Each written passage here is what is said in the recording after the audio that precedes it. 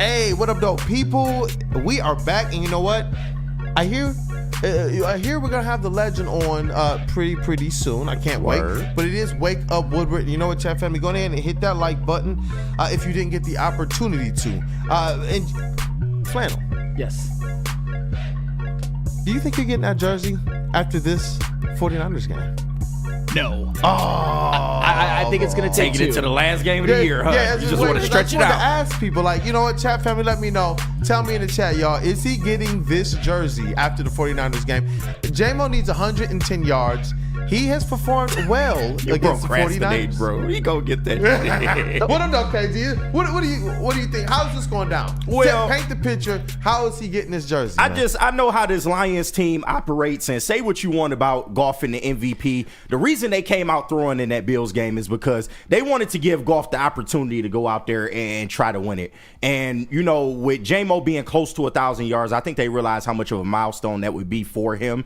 And I think they do give him some more looks in this particular game. And if he doesn't get it in this game, he'll for sure get it in the Minnesota game. But look for a big game from J-Mo, because, I mean, who on the San Francisco defense are you really worried about covering this guy? Maybe Lenore, but still, like, I'm not saying he can, but we saw him outrun a bracketed man coverage last week, man. Like, J-Mo is something different, man. He in his bag right now, and I just feel like they will try to give him some more looks so he can hit that 1,000 yard mark. It's just, here's the thing. When we watch Jameson Williams and Jared Goff connect on that deep ball, when we've watched him connect for others throughout the season, we act like it's something that they can just do every single game.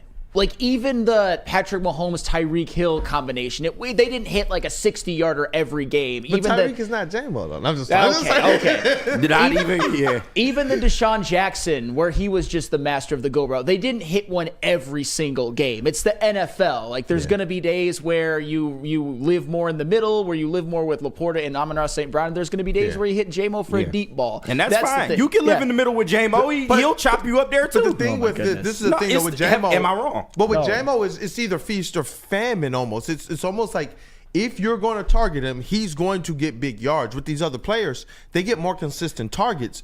But as it relates to J-Mo and his big yard and his big playability per play, this is something that I haven't quite really seen. When we had Megatron here, J-Mo was going out there as a big play receiver, like every time he's touching the ball, and it's just like, this is pretty insane.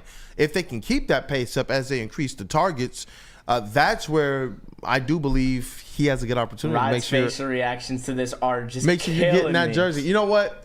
Let's get the legend on here real quick. We got to talk this real quick, and then we'll transition quickly into talking about one of our currently positioned postseason teams. Hey, legend Rod Beard, sports editor-in-chief of the Detroit News.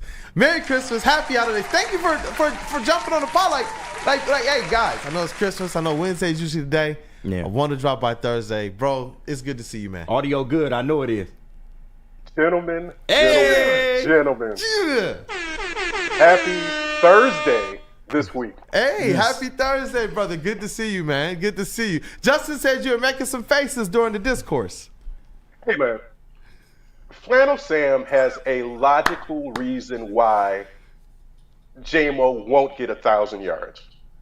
However, you are dealing with an offensive coordinator who is a certified madman. Yeah. Who put together a stumble-rooski just to put it, and who throws the ball to offensive linemen just for fun. Yeah. Like, this dude has way too much time on his hands, and he remembers everything. They getting J-Mo that 1,000.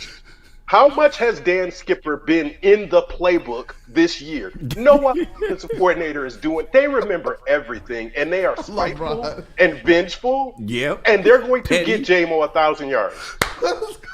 You got to talk. No, that isn't a bad maybe 1,200. Book it. Maybe, I tried to tell him, 1,100. I tried to tell him, Ryan. He don't listen. He don't listen. I said he's going to get it in week 18. Not that he wasn't going to get it, but that's actually a very good counterpoint. I've called Ben Johnson the pettiest human being in the NFL. That is true. And that's true. That's very true. And outside, maybe. Yes. Oh, man. Hey, let me see here. People in the chat, man, they're saying what up, though. They even got questions for Rod. But, hey, Rod, just these lines real quick before we switch focus. we talked about this in the beginning of the show, the depleted defense, but they still find ways to get by. They still have their destiny in their own hands as it relates to getting a number 1 seed. Give themselves an opportunity to get just a little bit healthier and bolster up to try and make a run to a Super Bowl. What's your level of concern as it relates to Detroit Lions defense, or is this a situation where, Aaron Glenn has proven that, no matter what the deck of cards is, he's going to make something happen? Yeah, I think there's reason for concern. The pass rush is still something that's just kind of worrisome. Sam Darnold's not going to run all over you, and Brock Purdy may or may not. I think you just got to play solid D all around on the back end of that, and that'll cover up a lot of the blemishes you have. Yeah, definitely. And just I want to be able to shift gears a little bit, because obviously we know that the Detroit Lions have already secured themselves a playoff spot, but a team that honestly, through a gauntlet of a beginning of a schedule, has kind of surprised a little bit. They find themselves currently in playoff positioning, postseason positioning. That's the Detroit Pistons. And the way that things could happen to end the season, you know what? It's going to be interesting to see for them, because, the trade deadline, because there are some teams ahead of them that are looking to break things down. There are some teams behind them that are looking to break things down. And just looking at the makeup of the squad, the ascension of one Cade Cunningham, I want to be able to get the legend properly drumrolled in here, and then be able to just get Rod's thoughts and then get into swish or break. But we got to talk about this squad. Hey, listen. Since starting the season 0-4, Rod, they've played 500 basketball. We're through the 30 games.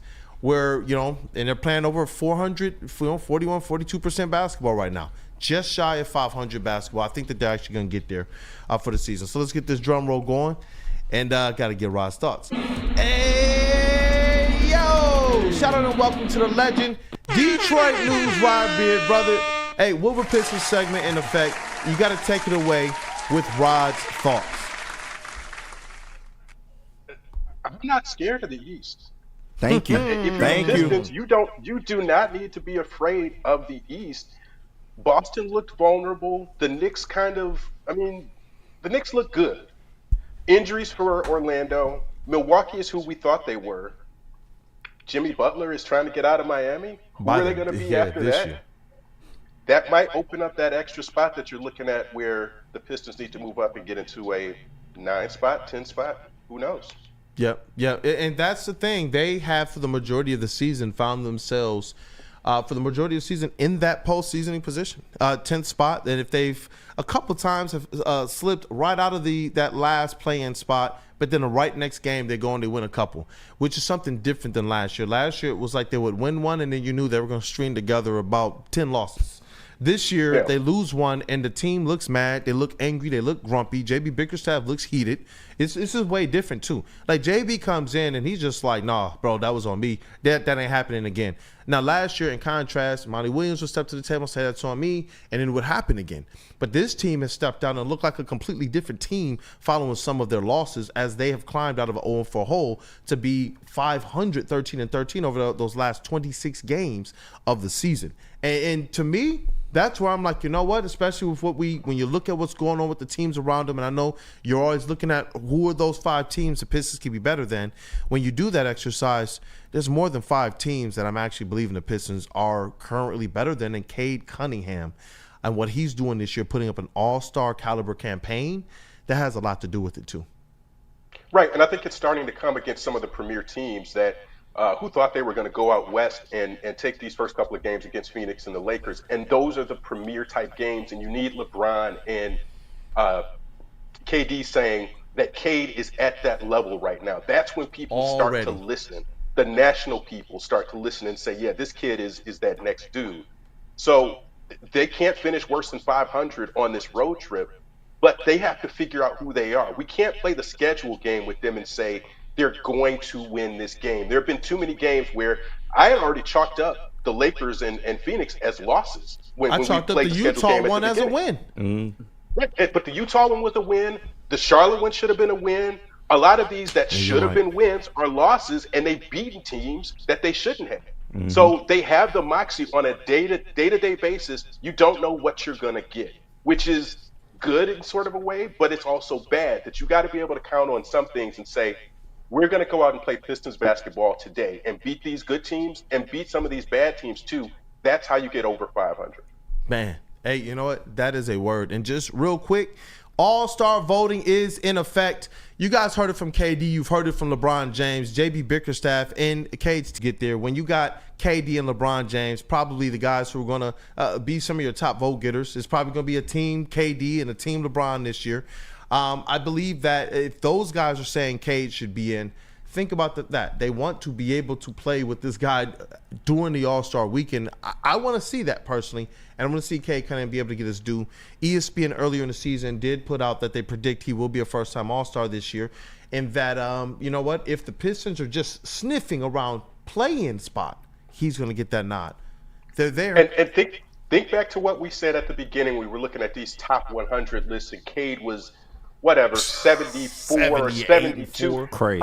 How silly that is now to even look at that. This is what we thought Cade would be by this point in the season, and he's living up to that billing. Hey, you know what? Let's get into this swish or brick.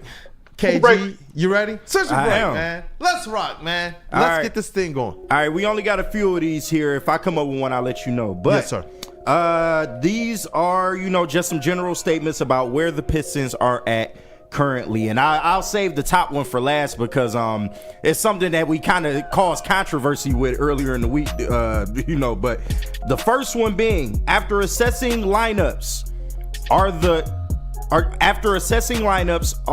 they the best as is, both starters and bench? I like to tell you guys this all the time. Give it 25 to 30 games. And after assessing and seeing how this team is kind of working and seeing that they are playing 500 basketball since an 0-4 start, and Malik Beasley is really picking up that bench when one of the vets aren't going, that right now this is the best lineups, both starters and bench. Swish or brick, Flannel Sam. I am going to go with Swish, and I understand there's some recency bias given that the game that they played at Los Angeles was the best that I've seen their bench look, but we know what Malik Beasley has done. He's put together a 6 Man of the Year caliber season. We know what Tim Hardaway can do in spurts. And Cade Cunningham and Jaden Ivey, even though I've had my doubts, they've proven to fit together better than I thought maybe that they could. And coaching has a lot to do with that. I think the wild card is Tobias Harris. But as of right now, I will say Swish. Yep, definitely. That dude, Justin, what about you, brother? I'm currently trying to get some stuff on social, you're good, so you're don't good. worry about me. Hey, KG. Slight brick, in and out, man, because I'm worried about Tobias at forward. I've been worried about Tobias at forward.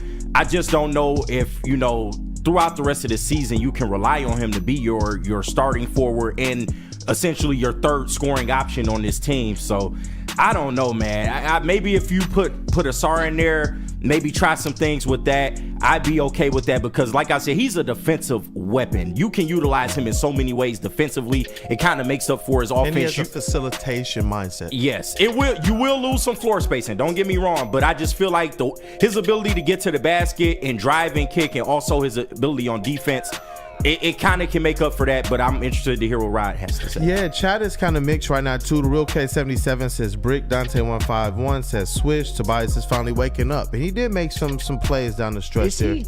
Right, offensively, I don't know. But Rod Beard, what say ye? Swish or brick? The starters and the bench, they're good as is after the Pistons have gone 500 basketball the last 26 games. They're good as is for now. You can go up to the trade deadline and kind of see what you're working with, but you might be able to make some more moves and try to freshen that up a little bit. Tobias is going to find his rhythm, I think. Okay. It just takes a little bit longer than we think, but if you're playing well right now, and we talked about this before, should we tinker with the starting lineup if the Malik Beasley in the starting lineup? No, just let it be and let that thing cook for a little bit, and we'll see what it looks like in January. Yeah, and you know what? They give themselves that opportunity because of the fact that they started 13 and 17. A lot of people didn't believe they'd win a game in their first 10. And instead, they came out of that first 10, first 12 with a 500 record and sitting in postseason position. So, or just under 500. I think they were like a game under. And so this is interesting. But let's get to question number 2, KG. All right, question 2 in swish or brick. Would it be the wrong strategy to go for just draft picks and castaway players at the trade deadline? So the report here is that the Detroit Pistons are going to be one of the major players with the most cap space at the trade deadline, $14 million in cap space. They're the only team that can be that big of a player as it relates to helping other teams facilitate deals, and that the Pistons are reportedly positioning themselves to be able to take on the junk to make some of these other deals go through, but they're looking for draft capital. Now, this is a year where the draft is supposed to be pretty deep, and if you look at what Trajan Langdon has already done with a Ron Holland and a Bobby Klintman, you know that he's a guy that does his homework, because those guys are looking like some ballers. We're still waiting to see Bobby Klintman on the Pistons floor, but for everything we've seen up to this point, he's looking like he's going to be a player. And so is that the right strategy, though, for the Detroit Pistons, who they could try and utilize what they have right now to go and get either this year, next year, or the year coming, a major player? Or do you believe it's the right thing right now to be positioned to take on other people's junk and draft picks? I'll start with you. God.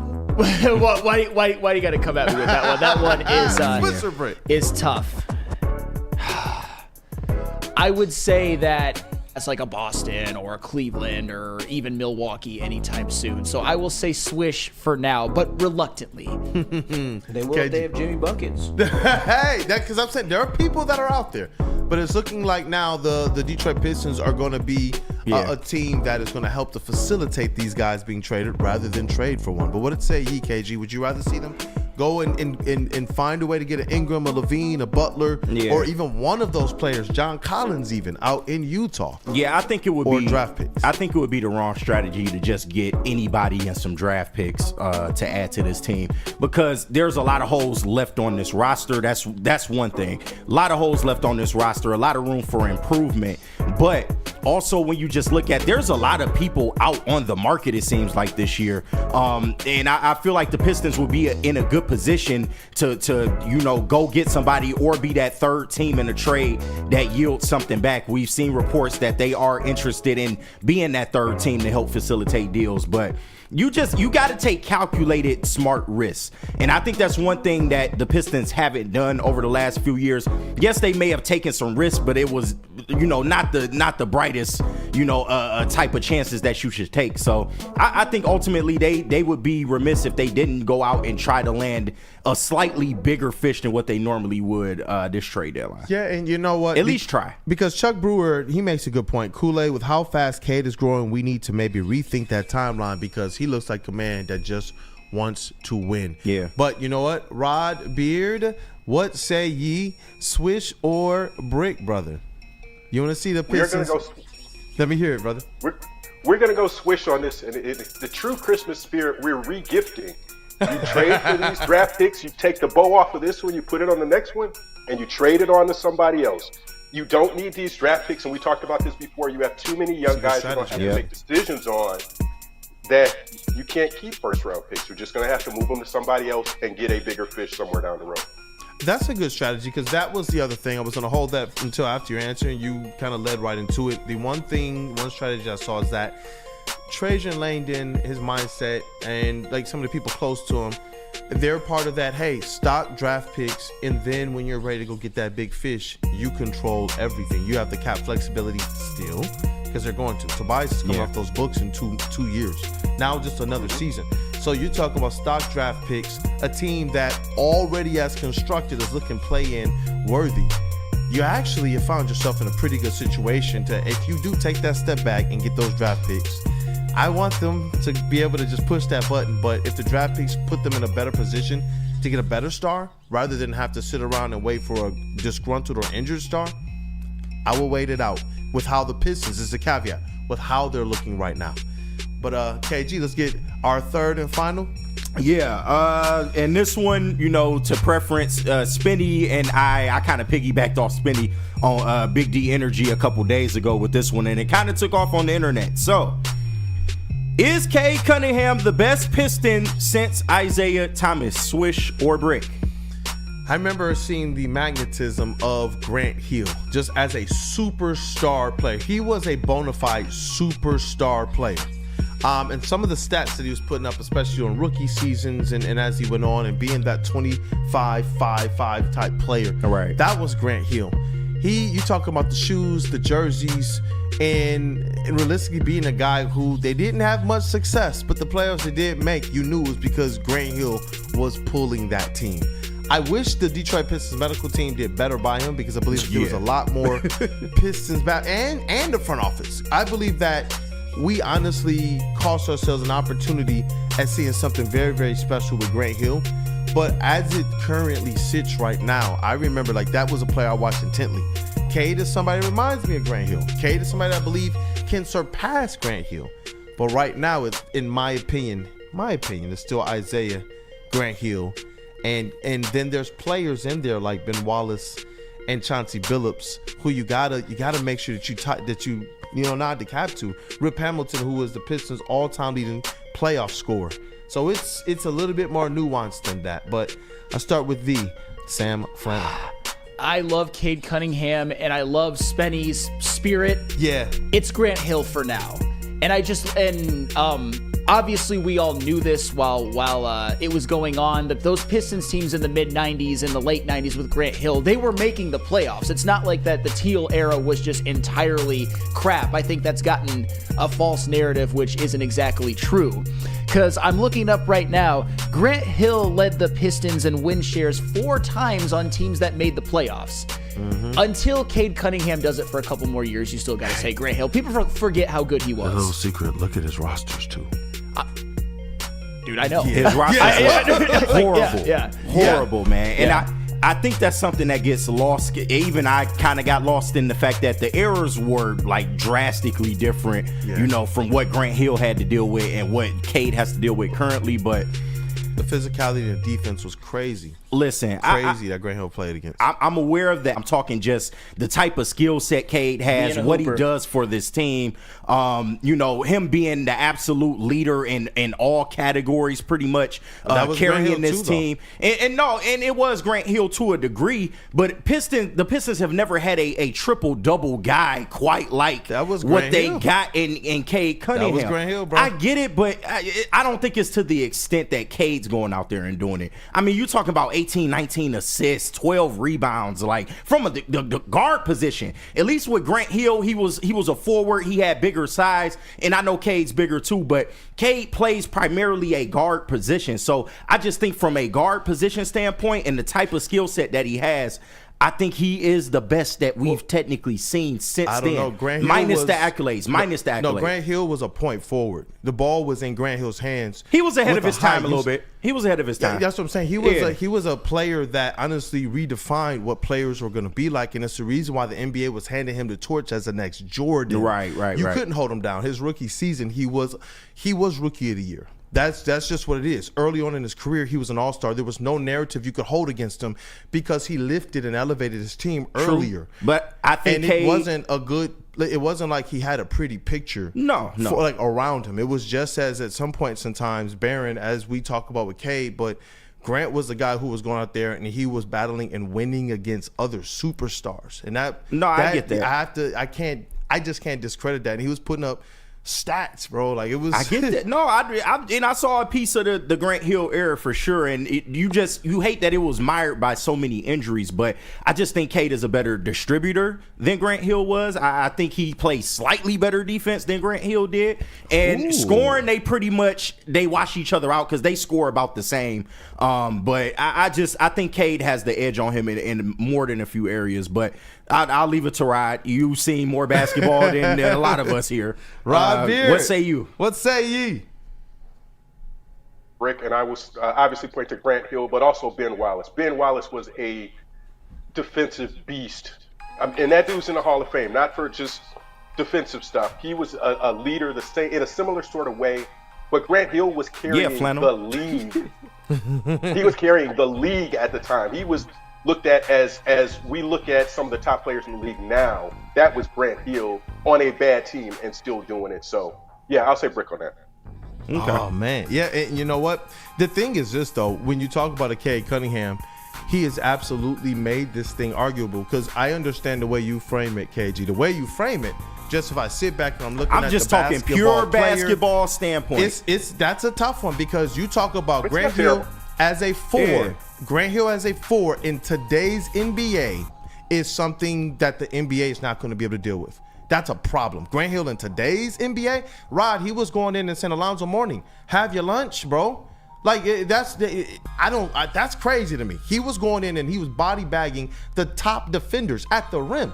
Scottie Pippen, one of the top perimeter defenders, you don't matter to me anymore. And then I'm meeting your teammate at the rim and I'm dunking over him too. Yeah. We have not seen a player like that from a physicality standpoint and ability to handle the rock, to take the ball off the rim and facilitate, because it was every game you knew he was getting at least 5 or 6 rebounds, 5 or 6 assists. Yeah. But with Cade Cunningham, every game you know he's going to give you the same thing. So it's amazing that he's made this that arguable, and the Pistons haven't even had success yet. I think that's pretty amazing. But well stated. Any last words? Any last words from you on Cade, Grant? I just think that Grant Hill has become a little disrespected in Detroit sports circles. He's emblematic of the problem of, if you didn't win a championship, you're a bum. You might as well call him Grant Stafford or Matthew Hill at this point. I don't think it's that bad. I don't think it's that bad. Grant saying that Cade Cunningham's already better is a little ridiculous. And I love Cade. I am a stan for Cade. I'll build a shrine. Career-wise, no. I'm just saying from a basketball skill set. That's it. But all right, y'all got it. But anywho, y'all got it. It's going to be interesting, man. And honestly, it's a good problem to have right now. Hopefully, everything going forward, we see this squad be able to have more success than the Grant Hill era. And I do believe they will with Cade Cunningham. Rod, on this platform, we set up the Cade zone. Since he was drafted, we've covered Cade Cunningham from the ground level. We've been able to interact with his peoples. And I do believe that he is on a path, and skill-wise, like KG saying, to be that second best, and quite possibly you got to put the championships up. But he's looking like he could be one of those top players ever. But he has to go out there and do it. He has to go out there and win and lift this team. And from what I'm seeing right now, they just put some marginal bench players around him, and Malik Beasley, who's a lot more than marginal, and they've taken a little bit of a step forward. They gave him a head coach that's in the know right now, and they've taken a little bit of a step forward. So, you know what, KG? You're not, in my opinion, you're not going to have to wait long to get that validation. Yeah. But I think all of us are in lockstep of believing that Cade Cunningham is a guy that, whether you believe today he's the second best Piston of all time, that he has a great opportunity to become that, if not even the best of 100%. All time. Whoa. Second best of all time? Yeah, nobody said that. Piston. We just said the best player since Isaiah. That's a little different saying he's the second best Piston Isaiah ever. To me is your number one. If you want to talk about skill, the careers aren't the same yet, but he's getting there. He's getting there. And then when you compare him to people like Chauncey and stuff like that, I just think Cade has a better overall skill set than what those players had during that period of basketball. That's it. Man, Chauncey's a whole nother conversation. You're talking about a guy who you knew could give you 40. No, people was bringing Chauncey up in the argument, but because he could give you 40, he just was like, I'm giving you 16. He wasn't as dynamic as Cade. Cade is so dynamic. Cade is dynamic in a lot of categories, though. That's. You know what? Pistons keep winning. You know why? Because talking ball is awesome, but y'all got to win. It gives us this latitude, man. It gives Can us we latitude. even throw Sheed in there? Can we throw Sheed? No, they threw Sheed in there. Some people was throwing Sheed in there. I mean, they gotta have a winning record first before we can even really have this conversation. Because part of that leadership is leading your team to the playoffs and to a winning record. KG is saying I'm cashing in now while the odds are the best. On some of the Pistons, not on some of these Pistons. I'm cashing in early. That's it. We're gonna have to get KG. We're gonna have to get KG at Isaiah jersey. No, Grant Hill listen. I love Zeke. I love Grant Hill. I love all my Pistons equally. Like, there's no hate in any category. I just see what I see right now, and I'm not afraid to comment on it. That's it. So we're gonna have KG in a Grant Hill jersey. We're gonna have Flannel Sam in a JMO jersey standing next to each other. No, at least I'm not coming on the airwaves talking about Ben Wallace not a Hall of Famer. I mean, you gotta. I'm just saying what I'm saying ain't the worst shit ever been said. That's all I'm saying. What did I do? He looks like that 50-50. Different conversation for a different day. What did I do? Don't try and demonize me because I see what I see. I'm just saying there's plenty of people on this network that have come here and voiced their opinions. And A-41, shout out Rip Hamilton. He's one of our absolute playoff leaders. Randall Smalls, real quick. Just Merry Christmas to you. Just before we wrap up the segment, one question from him. Could you ask Mr. Beard what we would have to give up to get a Jimmy Butler? Because The obviously farm. The whole farm. farm. You are not doing a trade with Pat Riley or Danny Ainge. Ever. Don't do it. Yeah. You're giving up the entire that's real. farm. That's Nope. real. Nope. I'm the third team. I'm bringing in Bro. my bag of magic beans, and you give me some draft picks, and that's it. I am not trying to deal directly with Pat Riley at all. I'm still looking for reverberation. I'm still looking around like, what else did we miss something with the Simone Fontecchio deal, dealing with Ainge? Because I'm looking like, how the heck did Troy Weaver and Arn Tellem escape with just, I don't even remember what we gave up for him at this point in time. But I think we were actually one of those teams that helped facilitate a larger deal. So they just kind of threw us Fontecchio. But goodness gracious, you're right on that. You want to be the third team with them cats. You do not want to be, hey, Danny, I need your superstar. Okay, here's what I need. Nope. And you get a CVS receipt of stuff that Danny Ainge wants in return. Nope. CVS. Not doing it. We traded Kevin Knox, a second-round pick, and Gabriel Procida for Who? Gianni Fontecchio. Okay, he cooked on that one. But it was to facilitate. There were teams trying to lighten the load so that they could then go and facilitate other deals. And at the time, they were talking about, they were stuck in between, do we trade Lauri Markkanen or do we build around him? And if they were going to build around him, that's what made them keep John Collins. And then they instead offloaded a guy who was about to be an RFA. So it's like, yeah, I understood the deal, and it allowed them to kind of move forward and do some other things. So, goodness, thank you for that too. Thank you for that, Justin. Is that a segment? Yes. Rod Beard, thank you, brother. Any last words, man? Merry Christmas, happy holidays. Thank you for making the time and you know what? Being more than willing and wanting to just rap with the fellas, man. This is awesome. Thank you, Rod.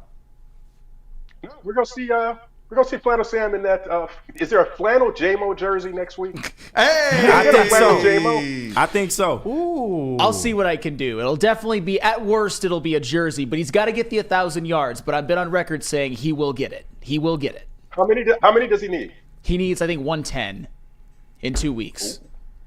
Ooh. That's 2 catches. I mean, Essentially. That's fair. Yeah. I mean, let's go. Let's go. Yeah. Let's go. You know, Rod, thank you, bro. Hey, this was fun. I think Gentlemen. Swish or Brick was dope. Swish or Break. Right. It was dope. Thank you, brother. Rod Beard, Detroit News sports editor-in-chief, overall great person, has seen and covered a lot of Detroit sports, Michigan sports, and with your position, you preside over a lot of Michigan State sports. So my man Rod Beard is just in the know about everything. And Detroit News, they're people of the greatest. Definitely follow their work, stay tapped in with them, and make sure that you guys throw whatever positive emojis you got in the chat for Rod Beard. Thank you, brother, man. Salute, Have a Rod. good day. Appreciate it, guys. you. Enjoy. Thank you. Yep. Thank you. Man, every segment. When we got the notification that he was like, no, I actually do want to, jump on the pod, even though it's not a Wednesday.